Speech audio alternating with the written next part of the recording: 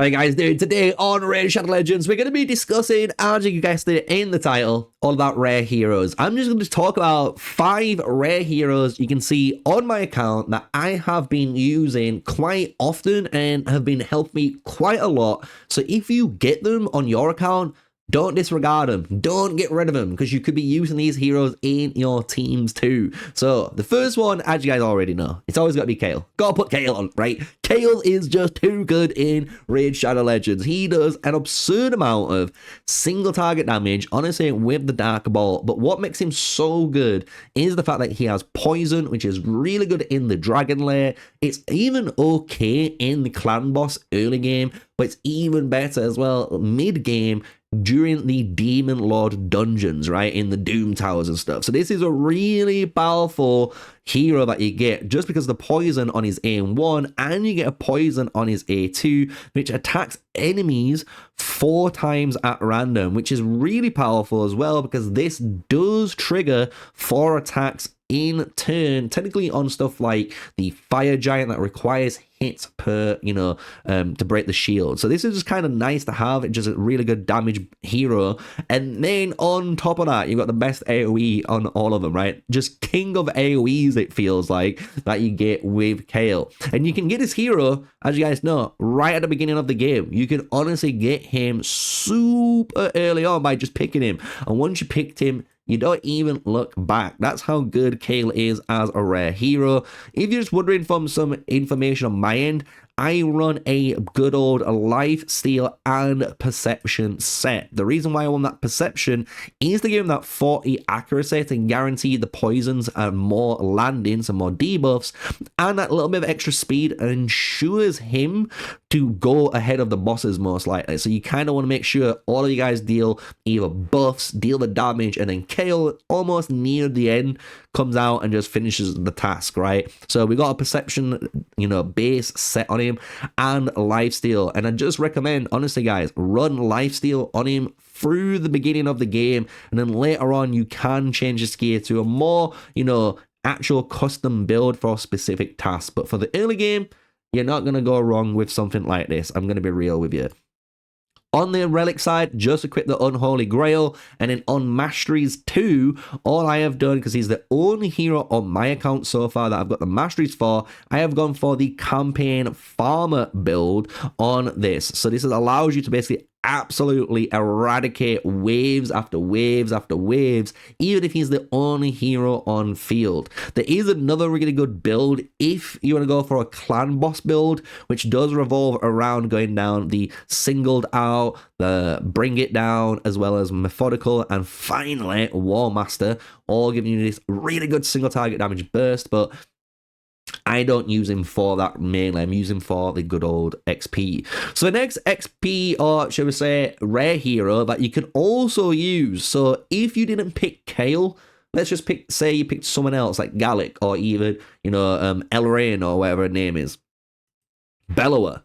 Bellower is insanely good on your account, and you can get Bellower through summoning, and more importantly, you can even get him through promo codes if they're still working. Some of them might have expired, but Bellower is crazy. And I'm going to be real, I don't have the best build on him. I've just got a retaliation set with a lifesteal, and the reason why I've run this is because his skills are just crazy. He has not 1, not 2, but 3 all attack enemy skills, meaning, again, if you didn't pick Kael and you've got this hero, you work on him really, really well, he's got some good masteries, the right gear, he can actually be your campaign farmer. He can kill anything on brutal with the mass AoE clears. He's always lifestealing up. And the beautiful thing is with my gear, and the reason why I run that retaliation, and we can technically upgrade this one up to, a better one, I believe, if we go down here.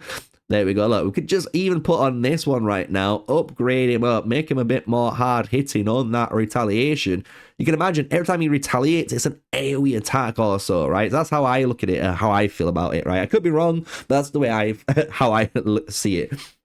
But he is insane. The fact that Bellower is just another rare hero. You can use him in the Spider, you can use him in other dungeons too that require AoE clear, and like I said, he also gives a decreased decreased speed debuff on the enemy, and decreased attack and decreased defense. Like, he has all the debuffs that you can think of on there with triple AoE. So honestly, he is a beast of a rare support hero. He feels more like an offense hero, not a support hero at all, because he does great damage as well, right? His aura, really good too. Speed in the faction crypts when you need him in there. So again, don't ignore this guy. If you get Bellower, guys, use Bellower. You're gonna be quite thankful. The next one I've recently got and I've been working on is Warmaiden. I haven't worked on her skills yet, and I'm gonna hopefully do that later on.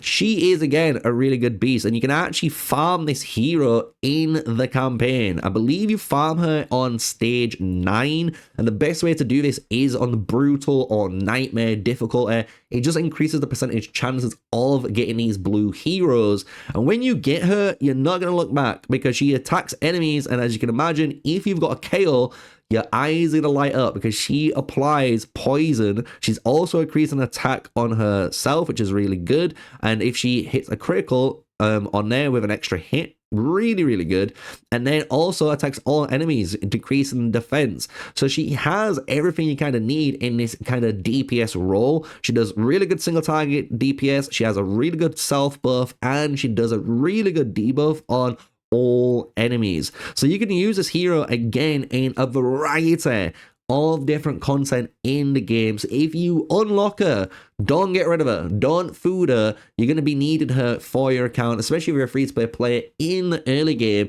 and you'll notice she fulfills a really good role for you. Later down the line, I will tell you, as you can see on her portrait here, she is a fusible champion. So later down, you might want to farm an extra 2 of these heroes or so, just so you've got some spare Warmaidens ready to actually use to fuse for an epic hero or legendary hero, right? Just to give you guys an upgrade there. The next one I'm going to talk about, the next one, right, because that would be 1, 2, 3, is going to be number 4. It is my good old friend Templar. You should guys know Templar if you're a raid man, but I have honestly loved him. I have been using him myself, and he's not insanely kitted out. Again, he's just got on what he's got on, but he does the job. He does the job. He tanks like a beast because of, again, his skills just allowed him just to stop people, right? Attacks the champion, default skill whenever an enemy places a debuff on his champion. So whenever someone debuffs him, he starts hitting them with this attack on enemy and decreasing their speed debuff for 2 turns. And this is damage inflicted proportional to the defense. It's just mad. Based on your defense, like the higher defense you've got, it hits like a truck. So he's a really good tank in that role. But then as well, and this is what makes him really good in certain content that you need him, such as like the Doom Tower, when you're going against one of the certain bosses in there, you can place a block damage buff on the champion for 1 turn, and you can provoke. This champion on his own, honestly, can just solo so much content. It's kind of ridiculous. On top of this, I kind of just want to have an honorable mention before we go on to the last hero, is Armiger. Armiger, I've seen people use again for a one specific reason, and I'm going to be using him for that same reason too. He is an uncommon hero, and you can kind of pair him up if you want with that Templar too, but his job is decreasing the turn meter by 30%, which is crazy. It's such a good bit of utility that you need in your kit. So if you get an Armiger, I'm going to tell you now as well, lock this hero. Just keep one of them. If you have one, you're going to thank me later, because you're going to get more of these potential later on, but you can work on one of them, get them prepared for the right content that you need them in, right? So I'm going to talk about the final one, and there is obviously Petra here, and she's been really good for my account, I'll be honest. She's been okay. But I'm going to talk about a different blue hero that I don't know if he's good, if he's bad, or what. However, he has helped me so much, honestly, and I've leveled him up and I've been starring him up, and that is Spikehead. It sounds stupid, but I'm Spike Boy. I am a Spike boy. Why do I like Spike? Well, on his kit, he attacks one enemy 2 times on his A1. His A3 also attacks one enemy 3 times and has a 20% chance of inflicting a critical hit when he has Ascension, meaning he is an absolute single target DPS machine with multi-hits. And that's one thing I've been lacking quite a lot in my kit. If I didn't have, Alice, and I didn't have Character, right? If I didn't have these heroes, I would be in a really bad position without Spike. And Spike has been, honestly, when I've needed him, in even a level 30 slot. And that's why I've leveled him up to 4-star, and I'm going to work on him to a 4-star hero. He helps me in that fire dungeon, dude. The fact that he can multi-hit breaks down that guy's shield so effectively for me. It's so new player friendly, and it's a single target nuke, which is so good too for that boss, right? You also get his A2, which gives him an increased crit rate and a 50% increased attack buff, which is again bonkers, guys. So you basically go A2 into the A1 or A3 depending on the turn that the main fire dungeon boss is on, right? So I have absolutely adored Spike. I'll be real, he's been in the team. I've been using when I've been able to use him, and especially with the retaliation or whenever I've been able to reactivate the skill 1 to attack 2 enemies.